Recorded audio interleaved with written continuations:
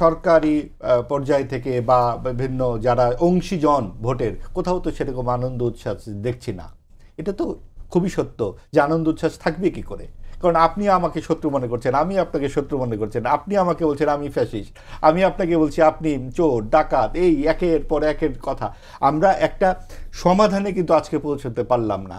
আজকেই দেখলাম এনসিপির তরুণ নেতারা কিন্তু বেশ সজোরে বলছেন যে শাপলা তাদের দিতে হবে। এটা ঠিকই আছে। এই ক্ষেত্রে বলে রাখি যে এই প্রতীক নিয়ে যেহেতু বিএনপি সহ অন্যান্য অনেক বড় দলই বলেছে ঠিক আছে শাপলা ওদেরকে দিয়ে দেওয়া হোক না, তো ওরা চেয়েছে যখন, তাহলে এই সমাধান তো করে ফেলা যায়। শাপলা ওরা চেয়েছে এবং এটা এমন কিছু না, দেওয়াই যায়।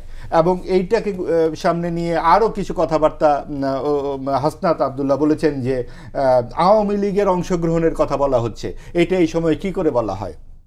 এই সময়েই বলা হবে, কারণ এটা একটি গণ অভ্যুত্থানের পর যে বাংলাদেশ আমরা পেয়েছি সেখানে কিন্তু আমরা সকল অংশীজনের অংশগ্রহণ চাই, এবং যেখানে সমর্থকরা, নিরীহ যে সমর্থকরা আছেন বিভিন্ন জায়গায়, সকলেই তো খুনি ডাকাত নয়, এবং তাদেরকে বাদ দিয়ে যদি আপনি একটা নির্বাচন করতে চান তাহলে এই যে বিরাট উৎসবমুখর একটা জায়গা সেখানে কিন্তু একটি অংশকে বাদ দিয়ে আপনি আপনার পরিবারে দেখেন, আপনার চাচা খালু ফুপা মামাতো ভাই বোন অনেকেই আছে বিভিন্ন দলের সাপোর্টার, তাদেরকে আপনি একসাথে কি করে আপনি বাদ দেন?